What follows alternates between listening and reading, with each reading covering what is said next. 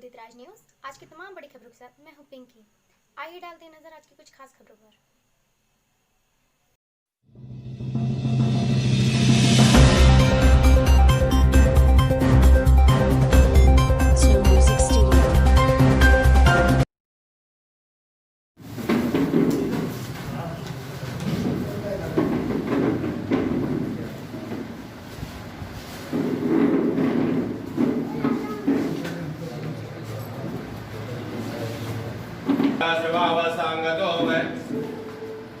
ओम ऋषिकेशाय नमः।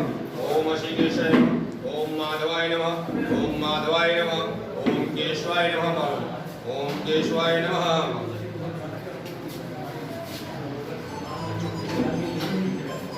ओम गणान्त्वा गणपति ओम गवामहे प्रियणान्त्वा प्रियपति ओम गवामहे वसोमं ध्यानम् अहं सागरोतिष्ठामि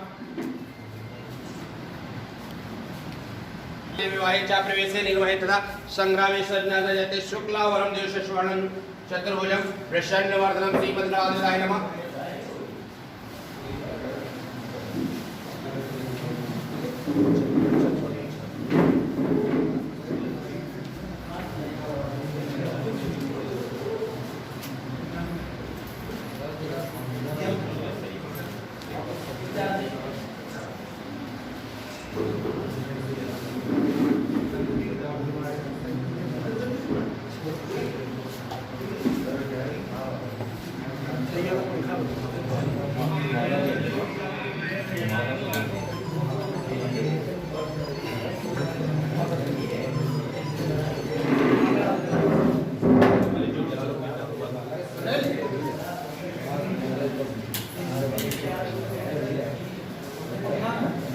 ये वाला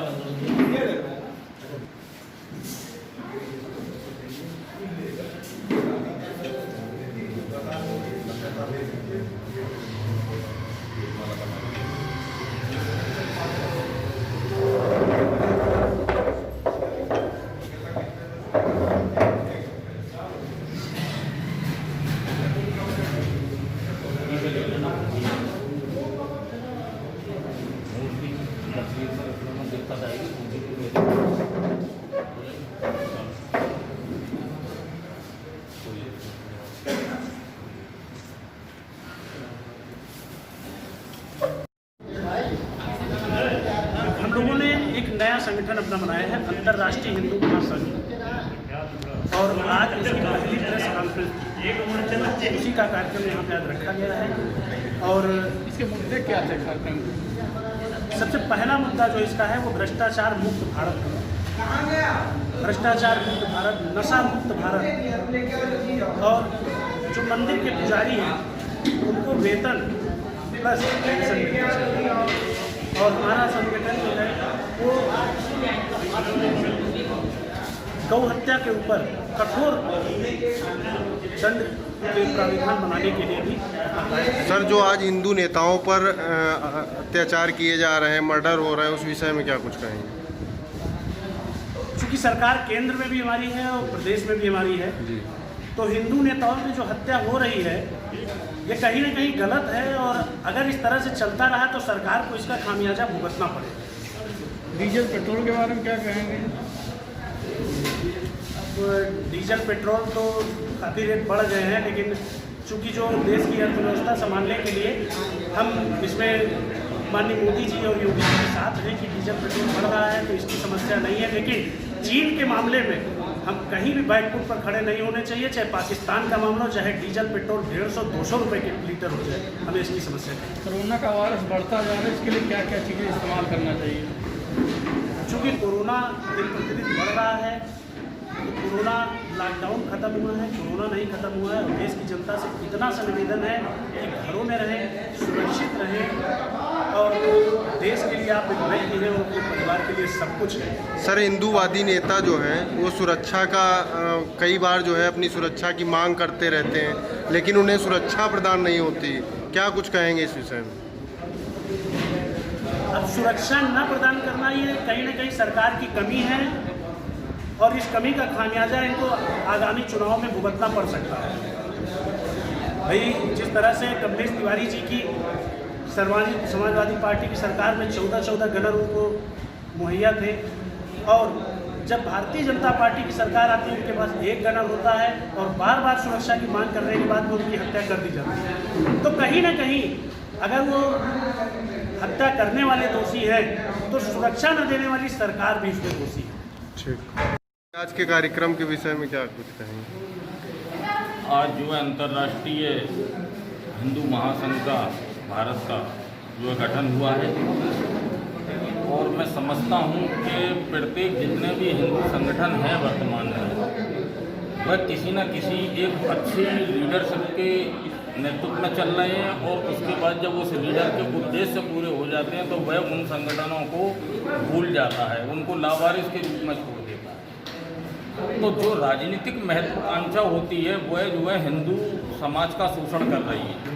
हमारे संगठन में सर्वप्रथम एक अच्छी बात ये रहेगी कि प्रत्येक कार्यकर्ता इसका चेहरा रहेगा, और वह सब कट्टर हिंदू जो कहीं ना कहीं शोषित हुए हैं किसी नेता के द्वारा या किसी संगठन के द्वारा, वह सारे के सारे लोग इसमें कार्य करेंगे, और अंतर्राष्ट्रीय हिंदू महासंघ बहुत जल्द उत्तर प्रदेश ही नहीं भारत में अपनी उपस्थिति की धमक सरकारों को कराता है। सर, क्या कारण है कि आए दिन हिंदू नेताओं की जो है हत्या होती है, उस पर क्या कुछ प्रतिक्रिया देंगे? देखिए, इस समय पर देश के अंदर जो मदरसों में से जिहादी निकल रहे हैं या सीमा पार से आ रहे हैं, उनके ऊपर लगाम नहीं लग पा रहे, और उन लोगों का एक उद्देश्य रहता है, इसके लिए जनसंख्या नियंत्रण कानून आना चाहिए। वह 10-10, 12-12 बच्चे पैदा कर लेते हैं, सोच लेते हैं अगर 2-4-5 जेल में भी रहेंगे तो कोई फर्क नहीं पड़ता। उनका सिर्फ एक उद्देश्य है कि जो भी हिंदुत्व के नाम पर लीडर आगे बढ़ रहा है उसकी वह लोग हत्या कर देते हैं। इसके लिए केंद्र सरकार को गंभीर होना चाहिए, जनसंख्या नियंत्रण कानून लाना चाहिए, साथ ही जो हमारे हिंदू विचारधारा के लीडर हैं उनकी सुरक्षा व्यवस्था भी इनको करनी पड़ेगी, वरना इनके लिए ये सारा अहितकारी साबित होगा। जो जिम्मेदारी मुझे संरक्षक बनाकर दी है इस संगठन का, मुझे लगता है बहुत विशाल जिम्मेदारी मेरे कंधों पे उन्होंने छोड़ दी है।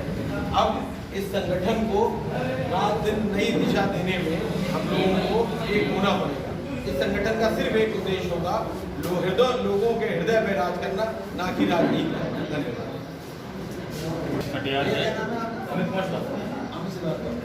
और मैंने हमेशा हिंदू विचारधारा के साथ हिंदुत्व के संगठनों में काम किया है। मैंने शिवसेना में भी कार्य किया है, मैंने विश्व हिंदू महासंघ में भी कार्य किया है, लेकिन मैंने एक जो हर जगह कमी देखी कि जो नेतृत्वकर्ता होता है वह एक लीडर होता है, एक चेहरे की वजह से जो है वो संगठन को आगे बढ़ाया जाता है। हमारे संगठन के अंदर अगर कोई प्रेरणा स्रोत है तो हमारे महापुरुष हैं, और अगर कोई चेहरा है तो संगठन का प्रत्येक कार्यकर्ता होगा जो मन से, तन से, धन से, अपने वचन से, कर्म से हिंदुत्व के लिए कार्य करेगा, और हिंदू विरोधी या देश विरोधी जैसे भी लोग होंगे उनको उनकी भाषा में जवाब देगा। देश की आज़ादी के बाद में आज हमारी प्राचीन सभ्यता जो है वह नष्ट हो रही है। आज अगर हम मथुरा जाते हैं तो वहाँ कंस का किला देखने को नहीं मिलता, उसको टीला बोला जाता है।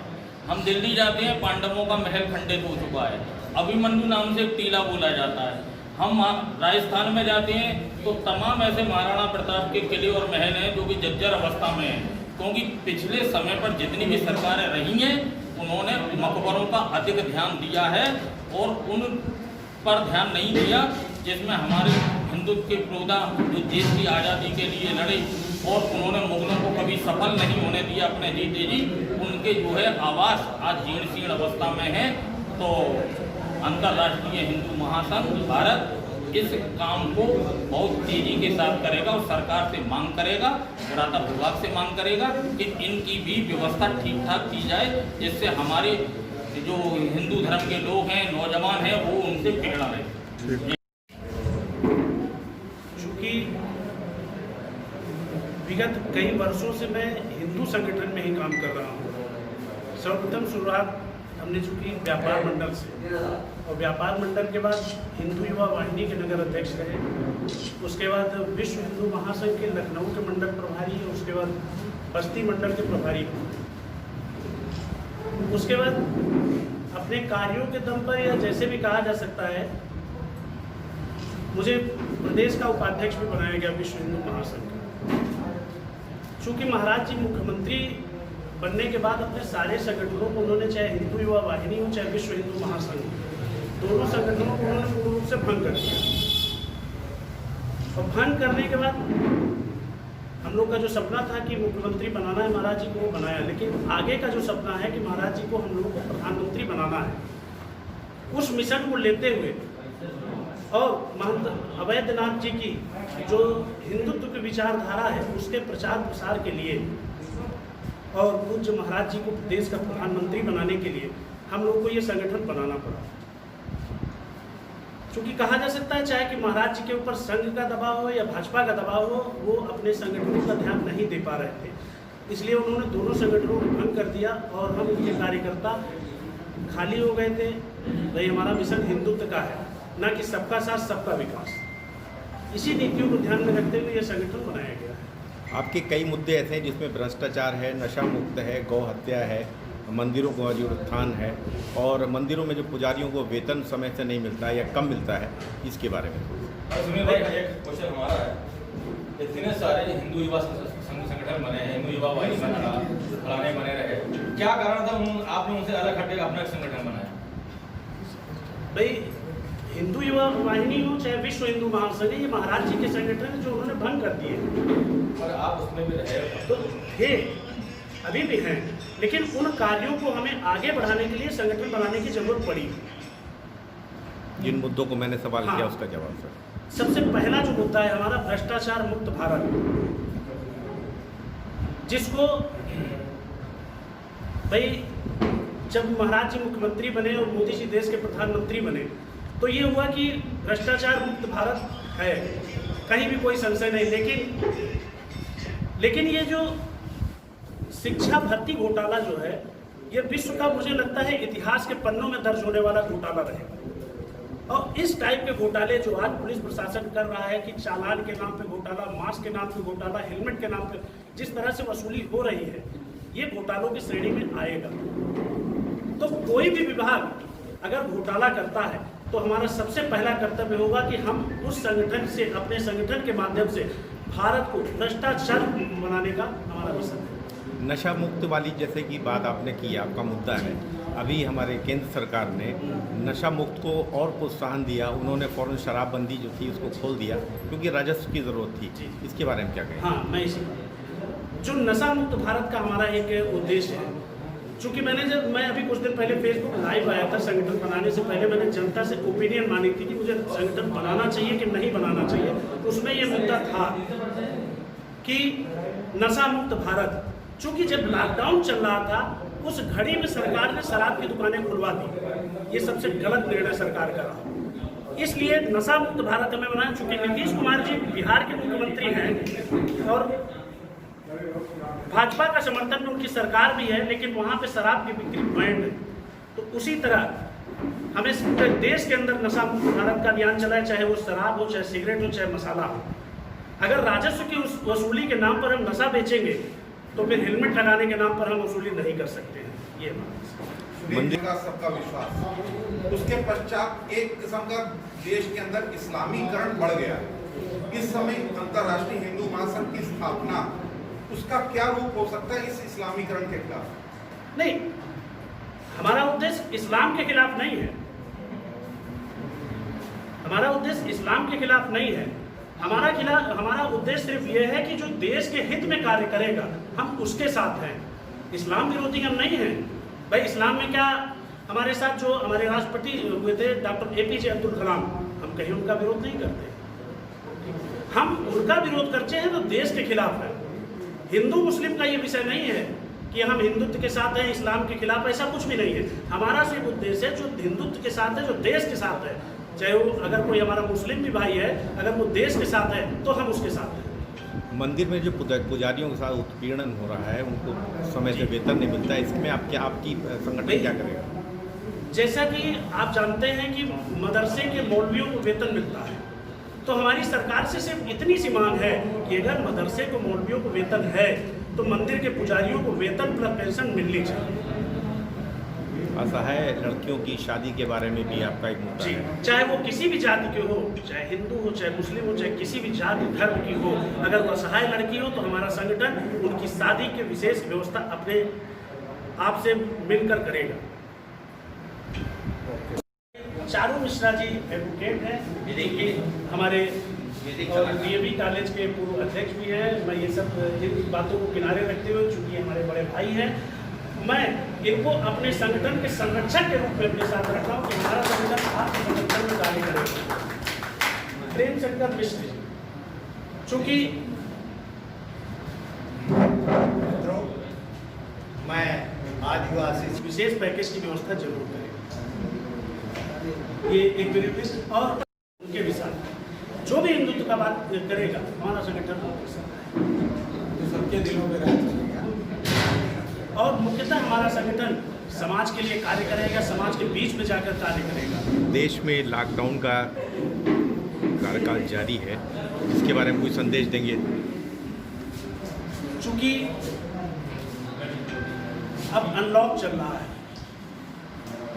अनलॉक होने का मतलब ये नहीं कि कोरोना खत्म हो चुका है, कोरोना कंटिन्यू कर रहा है। चूंकि आर्थिक स्थिति को देखते हुए सरकार ने लॉकडाउन खत्म किया और कोरोना बढ़ रहा है, तो हमें सुरक्षित रहने की ज़रूरत है और अपने आस पड़ोस के जो ज़रूरतमंद लोग हैं उनकी मदद करने की ज़रूरत है। बस इसी को कंटिन्यू रखें और अपनी सुरक्षा स्वयं अपने हाथ रखें, क्योंकि देश के लिए आप एक आदमी हैं और अपने परिवार के लिए सब कुछ है। होगी बाबर की राम से, किंतु तुलना ना होगी बाबर की राम से। चंदन वन में नागफनी का मान नहीं पलने देंगे हम, कलाम की धरती पर बुरहान नहीं पलने देंगे हम, कलाम